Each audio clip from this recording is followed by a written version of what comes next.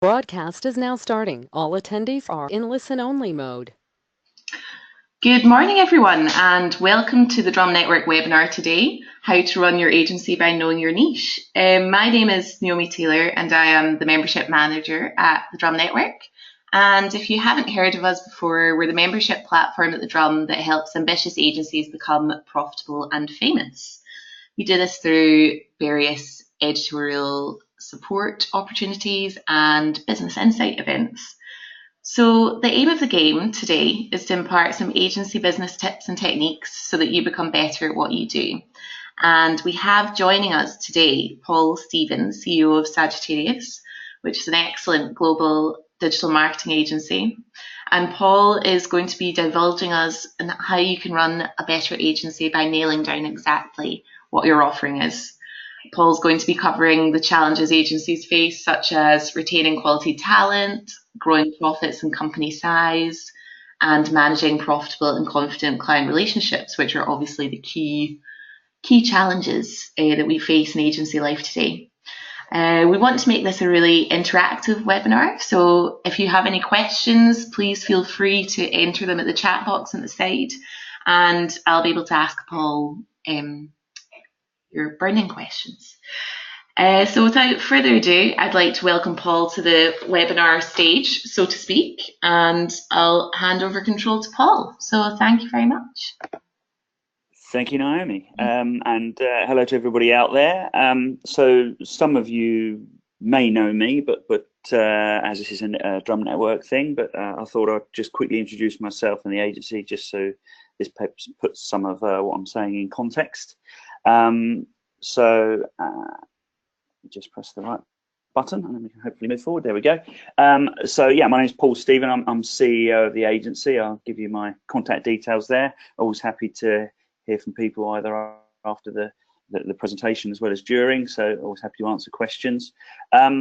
I'm a 46 3/4, I worked out, just a little bit about me. That means I'm old and I've been doing this a long time, and I've actually been running an agency since I was about 2021. I've never really worked for anybody. I worked out I wanted to be a designer at the age of 21, and then discovered this new thing called the internet in about 96. And yeah, I've been working in digital pretty much ever since then. I'm married with kids. We've got 2 kids, 2 horses, a dog and a cat, so very much a family man. So like most other agency owners, trying to fit real life around running an agency and the trying to get that work-life balance correct. I think it's fair to say, in terms of growing the agency or running an agency, I kind of took over Sagittarius in about 2003, which was long just before my second child was born, and it was one of those things from about 2003 through to 2009. I probably took my foot off the gas and kind of it was more of a lifestyle business while the kids are sort of young, and then as I probably turned 40 and the kids were grown up a little bit, I kind of got back on the gas again. So yeah, that's a little bit about my history. And then in terms of doing all that, being a family man also, and running an agency, I sing have sung in a few bands and played guitar and drums. So hence frustrated rock star. That's maybe what I would be doing if I wasn't doing this. Maybe, don't know if I'd make much money at it, mind you.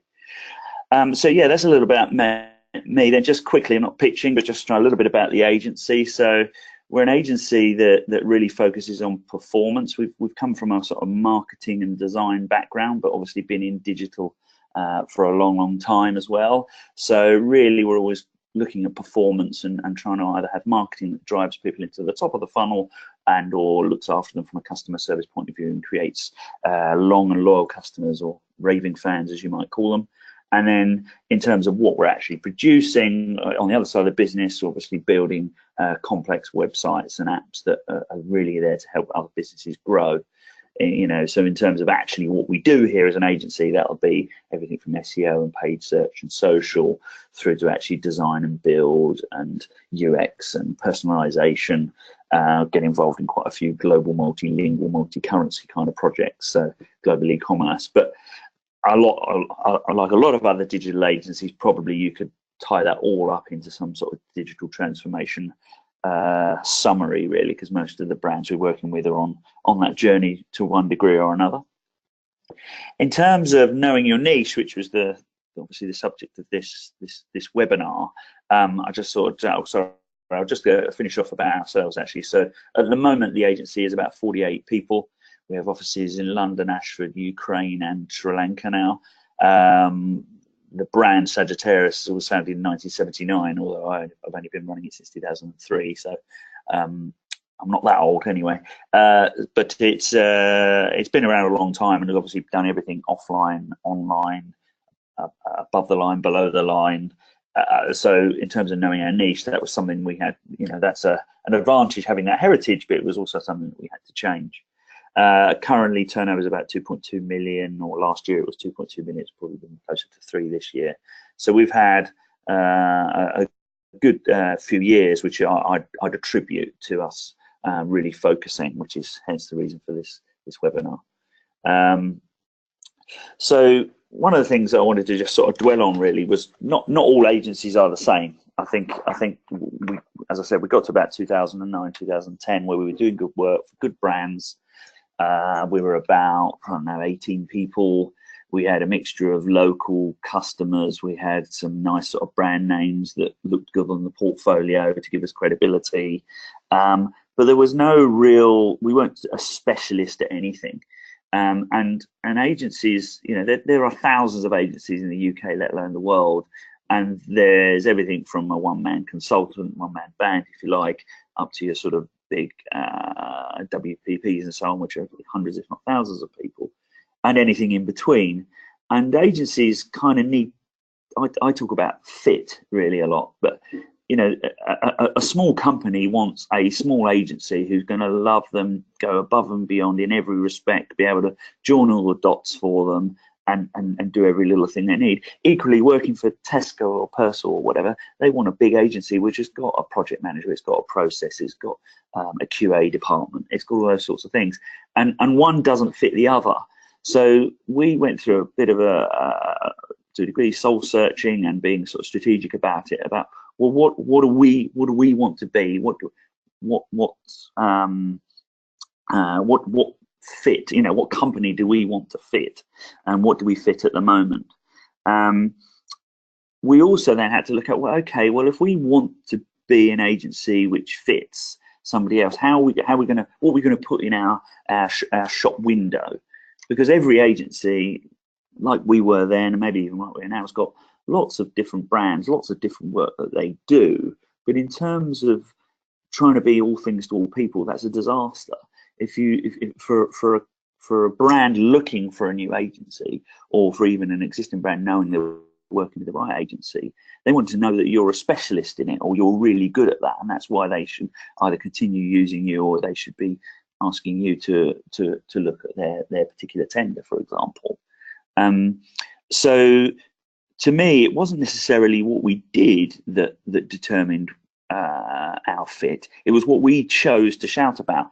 Now, about 5 years ago, around that sort of 2010-11 time, we actually worked with some people from an agency growth advisory service called Cactus, Spencer Gallagher and Peter Hall, and they gave me this phrase about, what do you want to be famous for?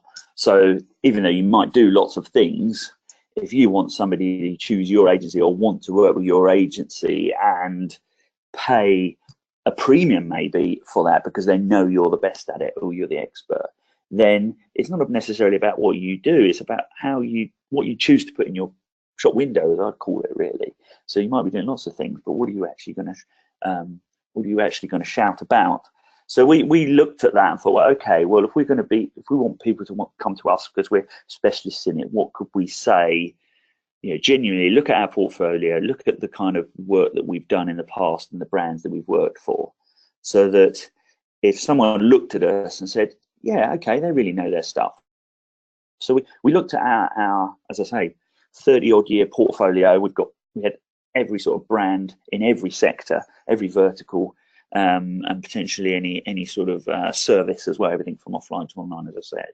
So we kind of looked at it and said, well, we didn't really have a clear winner, but there were some kind of clusters, if you like, where we probably had one or two, maybe three clients in a particular sector where you could say, okay, yeah, well, we work in that sector and we really know our stuff, and look, we've got these brands that we've done it for, and this is the output and the outcome of that, and the performance that we've helped them with. So we actually came up with these 4 clusters. So travel and tourism, I'll talk a little bit more about that in a moment. Home, garden and retail. So I don't know if it's really a sector, but when we actually looked at the clients that we had, they were sort of brands, I sometimes call it, they were sort of brands you'd probably find if you walked around B&Q, the sort of things that would be on the shelf there. So there was a sort of cluster of types of brands that were in B2B and B2C, and they were in e-commerce. They were big brands, but they were, you know, they were either doing paint, or they were doing fencing, or they were doing decking oils, or that sort of thing. So if you were talking to another brand who was in that kind of sector, they would recognize those brands, and there'd be some sort of affinity to that. It's not really a sector, but enterprise e-commerce. So e-commerce is such a massive subject. There's everything, you know, you can spin up an e-commerce site with very little skill at all, and every agency in theory does e-commerce. But when we looked at it, quite a few of our e-commerce projects were multilingual, multi-currency, sorry, and probably a very complex purchase, and there was a mixture of B2B and B2C in the shop, and so it wasn't just any old e-commerce. There's certain types of e-commerce projects where we had a strength. And then healthcare and well-being, everything from working for hospitals and the NHS through to developing apps for meditation like Headspace. So they were 3 or 4, you know, they're 4 quite different sectors. Believe it or not, that was the rationalization from all the different ones we were in. So even still, we couldn't whittle it down to sort of one core area. But what it did give us was a focus. Paul, Naomi, so did you find, when you're looking at the sectors that you want to focus your niche on, did you find that an easy task, or I mean, obviously there's maybe the risk that you're maybe closing yourself off to other? Yeah. So we were so that the key issue there was if we were going to choose what we were going to shout about, so we weren't really closing anything off. If we had some brands that were in a particular sector, they would perhaps still stay in our portfolio, and we would use them when we're pitching, etc., because they were impressive for some reason. But when it comes to driving our outward bound marketing strategy and what we'd want to put at the front of the shop window, if you like, these were the 4 areas where we were going to try and start to focus. The danger is, and we had some nice brands like Purcell and Tesco that didn't necessarily sit in this kind of these 4 as such, and they were clouding the issue. So then we'd also have travel brands or other sort of retail brands or healthcare and wellbeing, and then you put them all together, and it got very confusing for a client of being out. For people like to put people in a pigeonhole. You know, they like to go, oh yeah, they're the agency that are good for this, or they're the agency that are good for that. And so it was painful. Like I say, it was a bit of soul searching to say, oh, I was proud of the work we did for them or whatever. But actually, all that was doing was potentially muddying the waters about what we were good at and what we wanted to be famous for. So yeah, it's not easy, but and it's taken a while. We didn't all of a sudden say, right, okay, we're not going to stop working for it. We're going to stop working for anybody who's not in one of those 4 sectors. If someone came to us, wanted to work with us, whatever, we continue to do it. But it wasn't necessarily part of our growth strategy. You know, there was, I suppose I skipped that bit in a way. We kind of set out from sort of 2009-10 to say, okay, well, we don't want to just be a lifestyle business who does a bit of everything. We want to grow into something bigger and better, and how are we going to achieve that? So this sort of focus and being more strategic about the sort of business we wanted to win and the size of projects that we wanted to win needed a strategy, and that's kind of this. That's what this is. So we focused it down from that point of view, saying, right, okay, if we're going to do some marketing activity, we're going to say, okay, we're going to do some travel. We want to shout about the work we've done in travel. So I will now do, and I'm going to talk about all the sort of things we've done, but we will do emailers about all the great work we're doing in travel, for example, but we'll only send it to the travel people.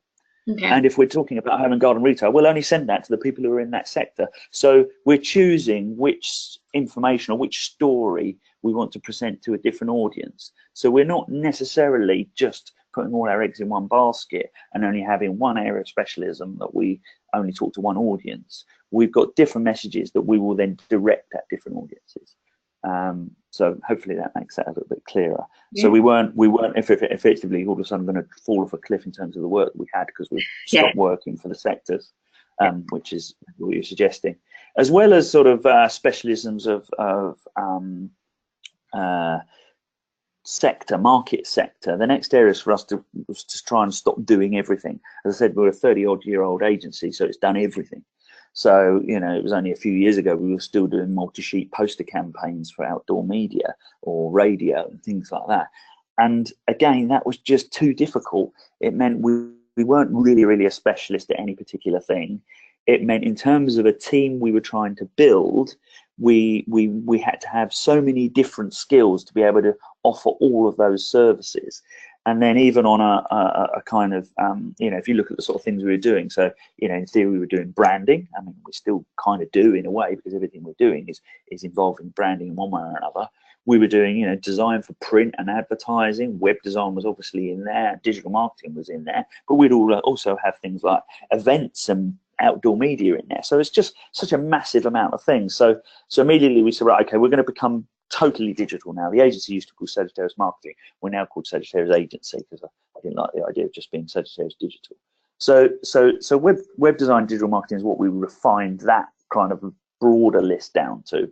And on the other side, particularly on a technology point of view, we already had a bunch of others as well. So we had our own custom .NET platform, like lots of agencies developing their own platform. You know, we had 90 clients on our .NET platform, including bits of Tesco.com. So it was a successful process, but it was like, well, are we going to become we're going to try and become an Embraco or a Sitecore or whatever, or we're actually going to focus on what we do, which is actually delivery of the product and the expertise we bring, rather than a software company.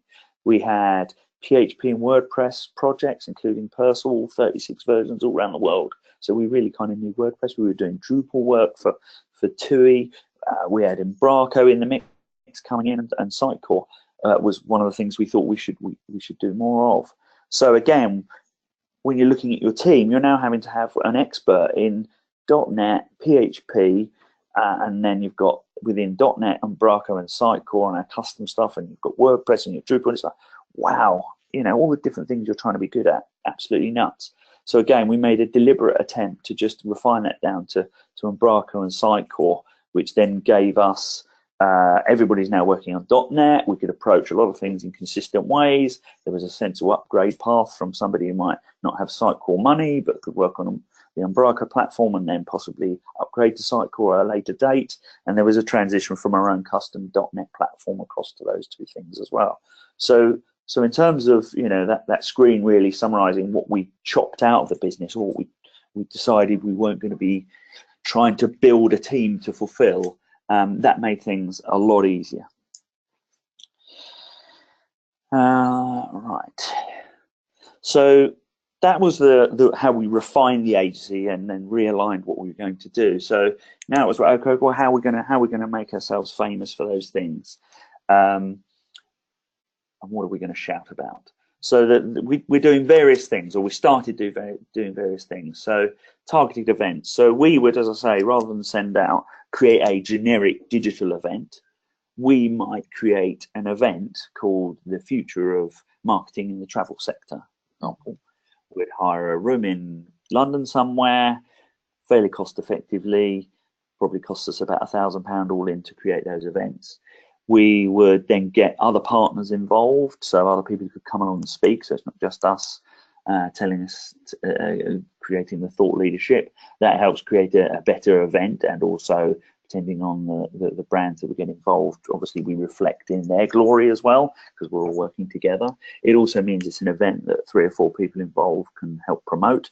And this was an approach that we took compared to going to an event and being an exhibitor. So we might go to an exhibition and spend 4,000 or 5,000 on going to a travel show or a digital marketing show, for example, end up with lots of conversations that never go anywhere, because people happen just to be at the show and are polite enough to talk to you when they walk by your stand.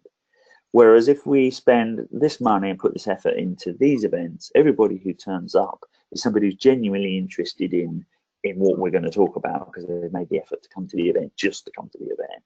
And it's an environment where you can get to sort of start to build a relationship with those people. And as we've been doing them a few years now, and it's part of a whole process of us getting to know people. Yeah. The next thing, and I mentioned it there in terms of the people we get involved with those events, again, you know, we when you looked at the sort of work that we had won over the years previous, most of our work comes by word of mouth and by your reputation. So it was, well, how can we amplify that? So we started really working more on who do we work with? So it doesn't matter if it's your website hosting, or back then it might have been the print providers you work with, or the advertising providers you work with. You think, well, okay, if I'm going to start giving hundreds of thousands of pounds to a particular provider of services to me, then why are they not reciprocating that? And if we can have go-to-market strategies and marketing collateral where we work together, where we both win new business, then that has to be stronger. So we've really worked on looking what Sagittarius does and what a particular provider does, where we can work together to both get more out of it.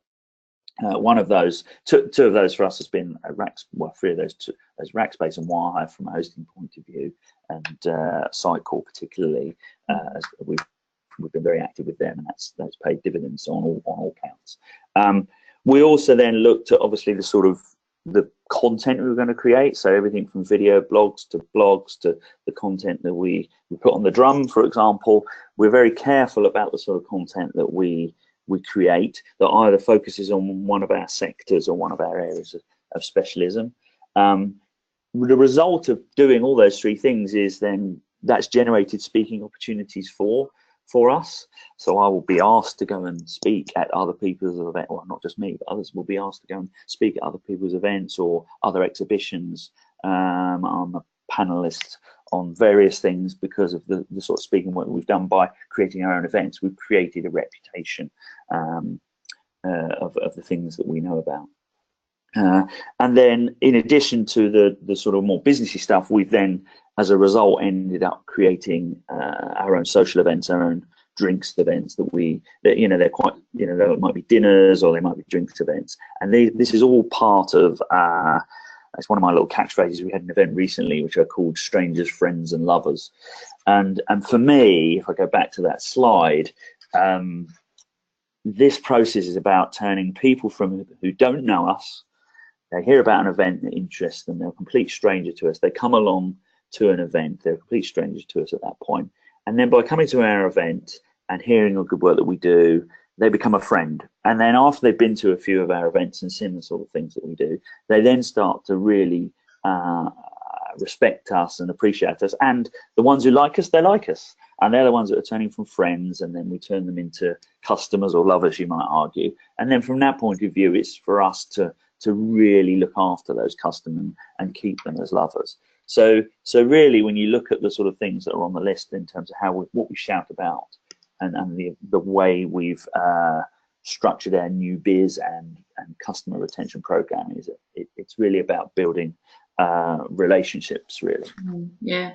Oh, sorry, a quick question. How much time would you advise agency owners to spend on shouting about your niche, and how should well, it's a good point, actually. So one of the things that we did 4 years ago was employ our own marketing manager. Sarah's sitting opposite me smiling because that was when she joined. It was one of those things that, ironically, I think most marketing agencies can often half bake. I think as a bigger agency, you realise you need your own marketing manager.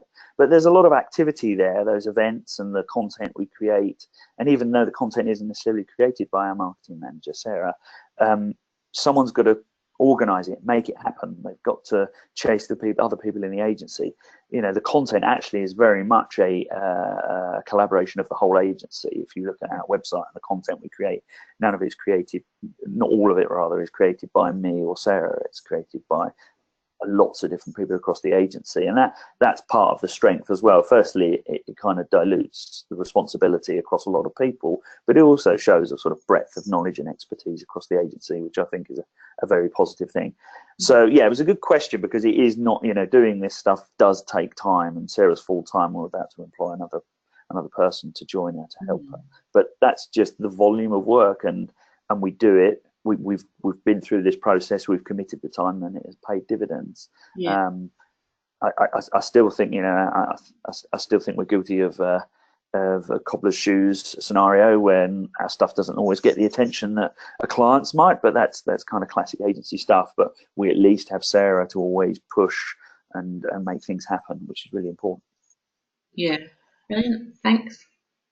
One of the other things that we did in terms of trying to improve our focus was to qualify out, to stop taking on the wrong sort of work. So again, one of those things that we had to do gradually, rather than just stop saying no to the smaller projects, for example, was we actually went through this process. You probably can't see a lot of the detail on the screen I'm sharing, but this is actually a kind of a flow diagram of an initial inquiry coming in on the left, through its pitch process, or through a qualification process of, well, what size of projects are right? Are we going to be the right fit for? Are they in the right sector? Do they want the technology? If they haven't got a very clear idea of what agency they want, they don't care what technology it's on, and there's going to be you're going to be up against 10 other agencies, I'm not interested. That agencies can spend a lot of time being busy fools, as I call it, chasing after work that just isn't right for them. They were never going to win it, or you might as well go to the roulette table. So we got a lot stricter about saying, no, this is a project where we have a very high chance of winning.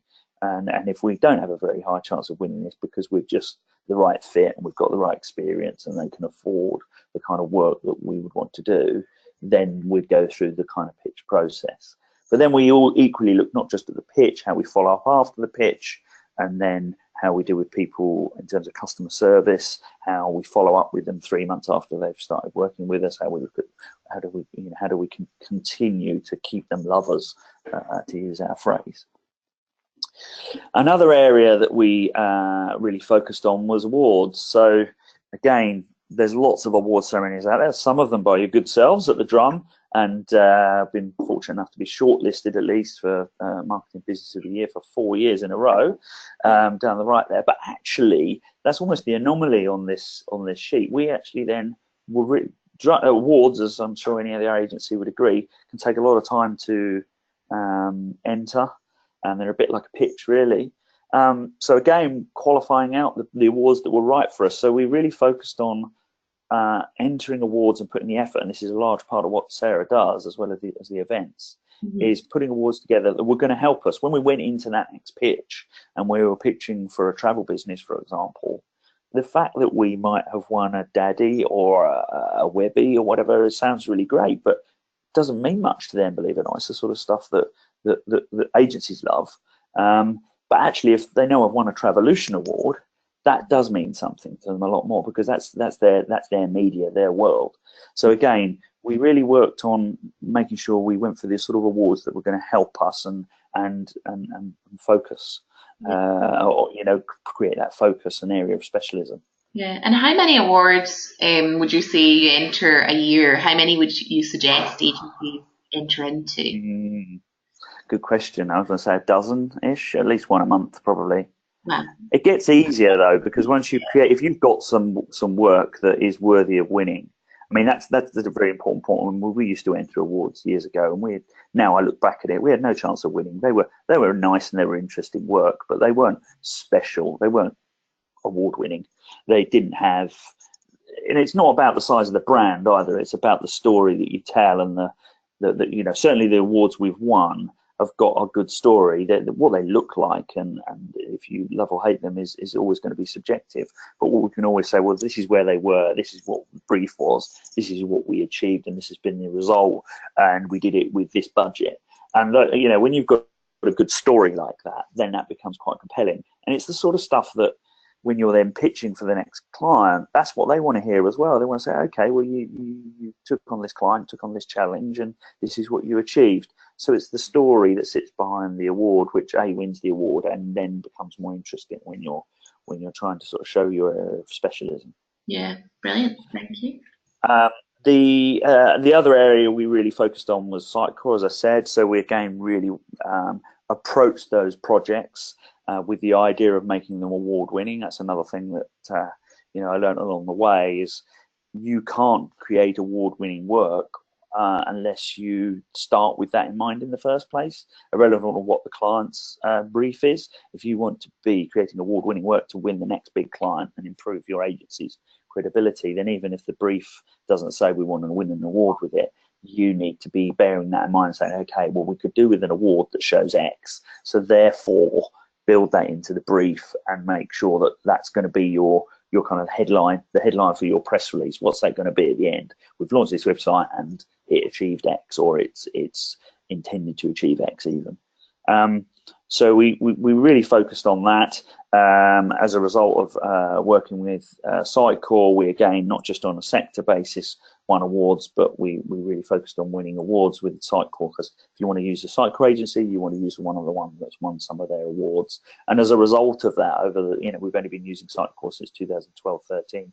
We've now worked on 40 Sitecore sites and got 36 of us all up to speed on it. So we're one of the leading agencies in the UK on Sitecore now. Mm-hmm. And I dwelled on it earlier, really, but the partnership bit is everything I've just said is about really improving our reputation, and part of that is about building relationships with customers, relationships with partners, to achieve that. Mm-hmm. The next thing I thought I'd focus on, I mentioned it briefly earlier about building a team, but really Sagittarius, as with any other agency, is just a bunch of people. I don't mean that in a derogatory way, but Sagittarius hasn't got any sort of secret sauce or special technology that nobody else has got. So building Sagittarius has been a challenge as much as anything else. Is about, okay, well, if we want to be that agency and we want those skills and we want to specialize in those services, then we need the people that can do that. So again, we've worked really, really hard. We've spent a lot of time on our recruitment process, looking at culture fit as much as skill set. Again, even if you're taking on a developer or an account manager or project manager and they've not had all the experience you would like them to have, if they've got the right attitude and they've got a passion and they've obviously got inbuilt flair, then that's much better than someone with a fantastic CV who really can't be bothered that much. It's just a job to them. So that's been a real focus for us, about really understanding what kind of people is it going to take to deliver the services and the areas of specialism we want.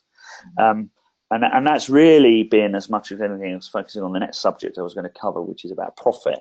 So as an agency, I'd be lying if I said it's all been a bed of roses. Like most agencies, it's been feast and famine at various times. We've had good times, we've had bad times. But as it's grown, that becomes a bigger challenge, but the same challenge. I think even when you're a small agency or a large agency, you still have the same issues around making sure you've got enough work and you don't have that sort of feast and famine. So we've really worked on improving those customer relationships, so we've got a more ongoing level of work from existing clients, so we're not all sort of project based, so you're always looking for that next big project to fill the funnel. So that's been really, really important. And as I said, that's been as much about sort of looking at qualification in terms of trying to make sure we choose the right projects. One of the things that we identified looking back was that the projects we kind of always made money on were the ones where we've done it before and we were a specialist. Bit of a no-brainer, really. Whereas actually, if it was something that was outside our area of specialism, or we were creating a whole load of bespoke stuff, that was the one where we were probably going to end up losing our shirts and going above and beyond, and be scope creep, and we wouldn't be able to necessarily add value, so we might not have necessarily been able to charge top dollar for it. So all those things kind of go together, and by qualifying out, only working for projects where you know you can add value or you've done it before, or looking at areas where you can reduce the amount of bespoke development, has helped us create projects which are going to be profitable from the start off. The next thing was looking at, as I say, being the best we can be on those projects. So I mentioned earlier, trying to create award-winning work. So even if a client's project or budget doesn't warrant it, we would always try to do it as best as we can, because it's only the output of that particular project which is going to determine the growth of the agency. So really always trying to look for excellence there. I think that isn't necessarily a straightforward thing.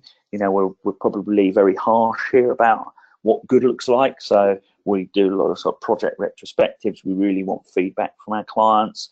We're constantly looking at, should we have taken that project on? Should we have approached it in a different way, in order to kind of keep continuing that process. And then I suppose we're in that case now, and hopefully it can. We're in that scenario now, and hopefully that continues.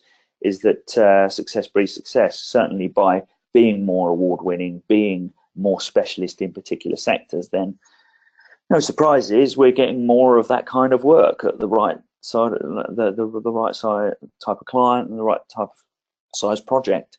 And I expect that to continue.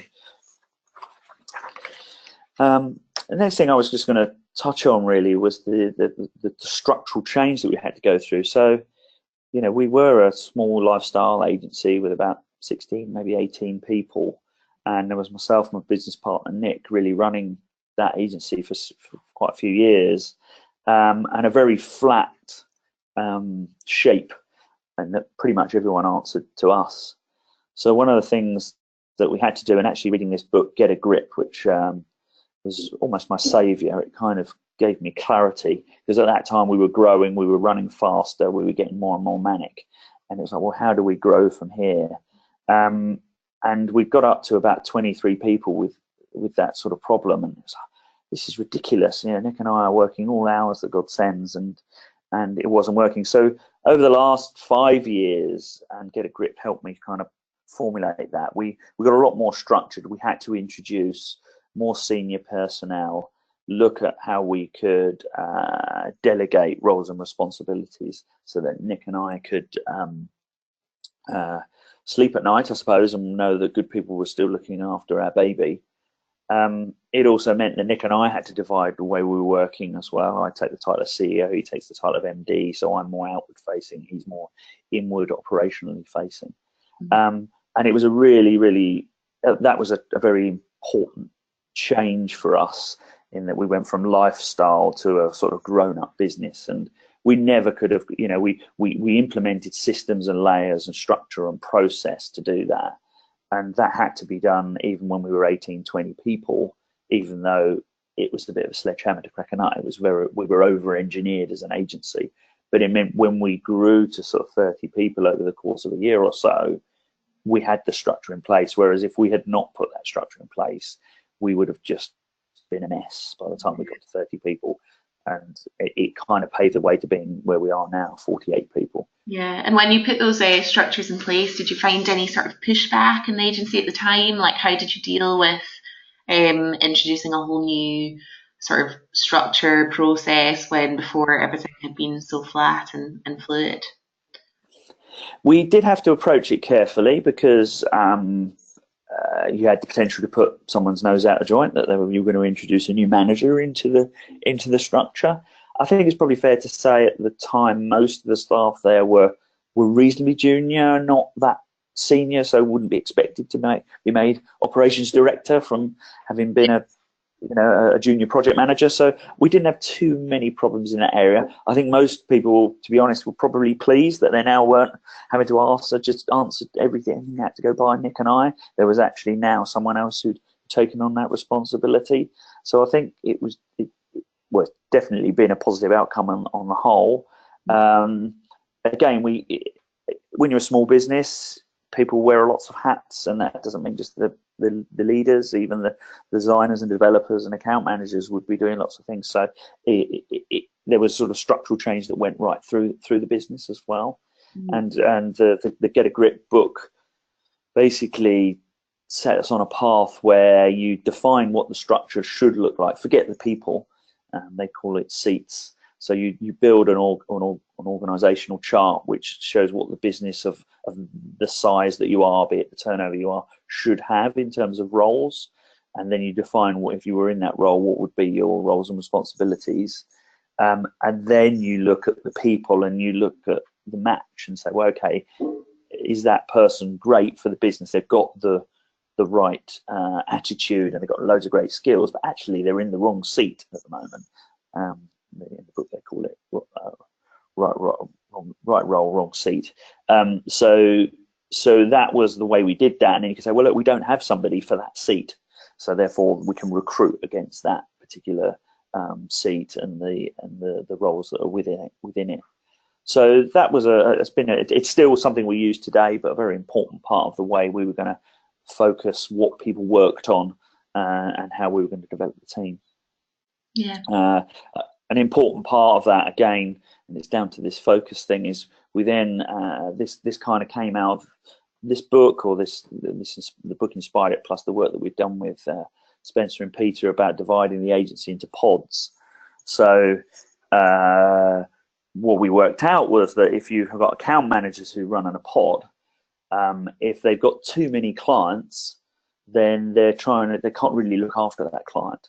So we created these pods, which basically in a pod is an account manager, a project manager, so they work like a double act really. And then certainly on the design and build side, we'll have a lead server-side developer and a lead client-side developer. So those 4 people are effectively like a little agency in their own right. And they really then can look after a small section of clients, and they will then own that client, love that client, and there'd be consistency about the relationship that they have with the client. They can focus on their area, and a pod might have a cluster of clients that are all similar, and therefore we can share learnings across those clients.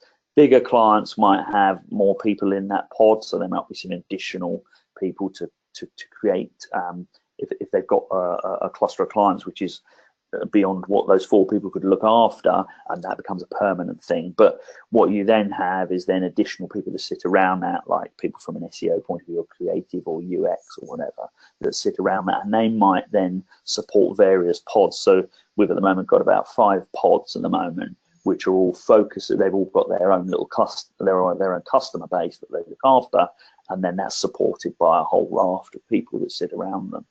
And therefore, when clients work with Sagittarius, they kind of do work with the whole agency, but they're working with their pod who knows a lot about them and builds that relationship with them. So that again, I think, is an important part of us being able to focus on the customer. Brilliant. So managing success was the next slide I put in. I mean, we've actually grown. We were 22 people at the beginning of 2016, I think 22, 23 people. We're now 48. So that's a phenomenal 18 months or so, even if I do say so myself. And I put this slide in because it was like, that's what it feels like really. We're just flying on this sort of unknown rocket that we're trying to keep under control. And at the moment, that's kind of, sorry. I thought that was you and your holiday. Yeah, no, I wish. I would like to have a go on that. And that is the reality of growing an agency. As I said earlier, we've grown now to London, Ashford, Unitsa, and Colombo, and having staff in 4 places is a real challenge. It was one of those things that, as an agency based in Ashford, we'd kind of soaked up a lot of the local talent pool, I think would be fair to say. So it was, well, how do we grow the agency that we want? So the first stage was London, and then Unitsa is one of our development resources, which is a cycle specialist centre, and recently started our Sri Lankan office as well, with the same in mind. So it requires a very different mindset, and it creates all sorts of challenges. I thought I'd just really coming to an end now, really, in terms of our journey, look at the key challenges now. In summary, in terms of the growth and focus, is as an agency, it's still changing all the time. I mean, even if we didn't grow, the market and what clients want and what market demands is constantly changing. So as an agency now, I think that's what Nick and I are always doing. Every day there's a new challenge, a new thing that's changing, either internally or out in the market, which we kind of have got to make a decision about.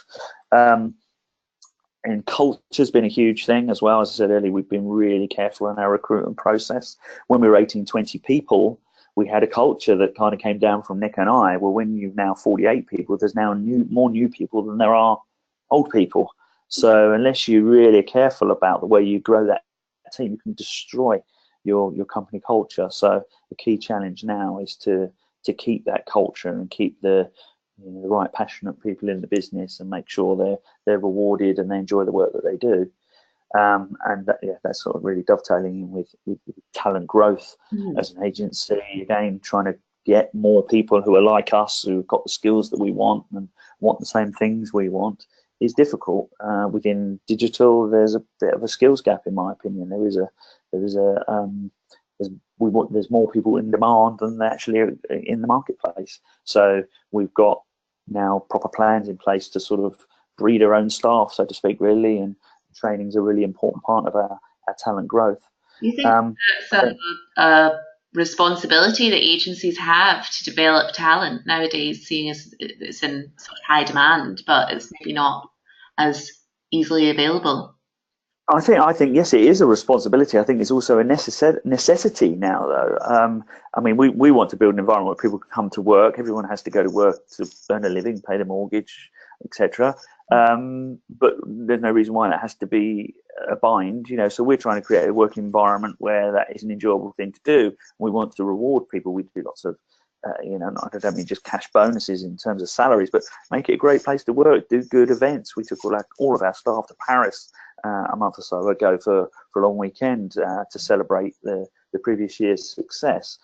We've taken to Ascot for the day. We do, they're getting involved in quite a lot of our social events, and it's all part of working at Sagittarius a nice place to be, and training and investment in people. And we do lots of sort of working lunches. We do here sort of show and tell lunches, so people will come along and talk about this great thing that they've done. And that the reason I know that's working is because people do it without us. That's not something that our HR department organises or our marketing department organises.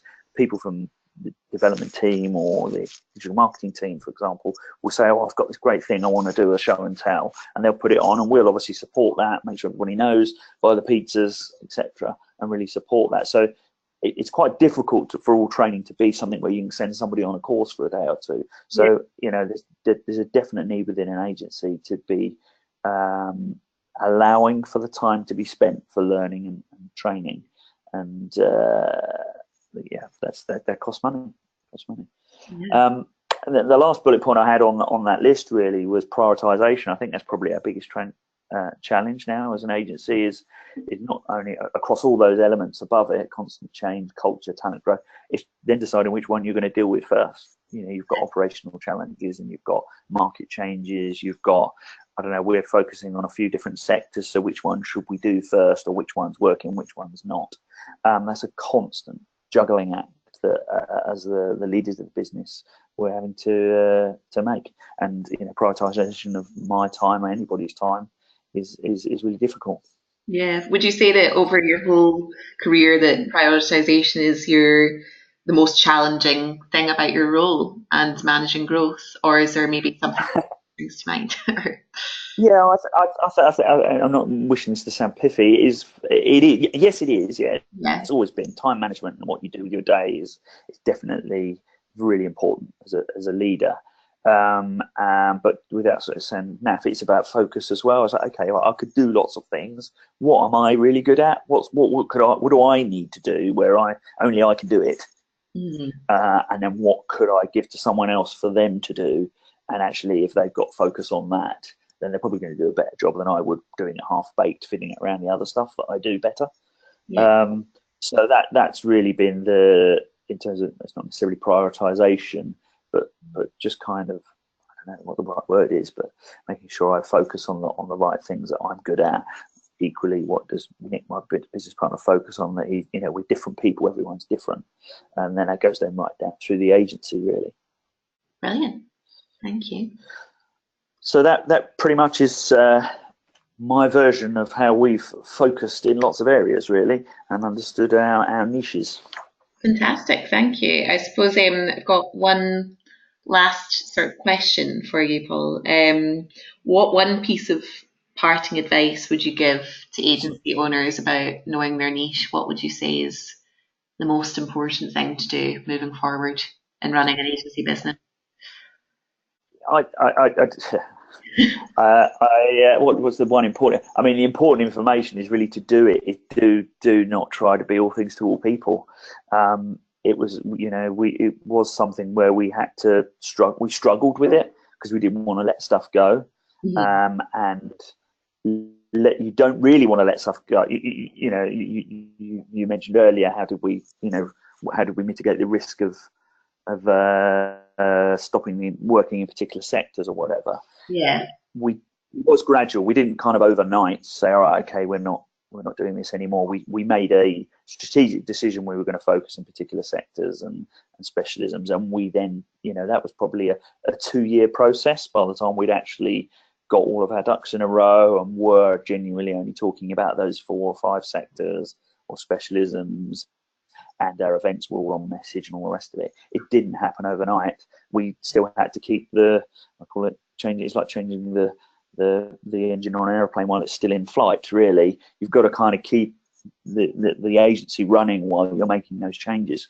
But it is a hard decision. But now where we are, it's so much easier to win new work because you are a specialist in that area. Yeah, brilliant. Okay, thank you so much for all the information and sharing your story with us. I hope the audience are going to take some of these insights away and apply them to become successful. Just a wee note from the Drum Network before we go. We're hosting a breakfast event on the 19th of September for those of you who would like to learn a wee bit more about what we do. Feel free to come along. I can send a link to everyone now. And thank you very much, Paul, for joining us. And I hope everyone else has a great day. Thank you. Thank you. Bye. Thank you, Naomi. Thank you, everybody. Bye. Bye.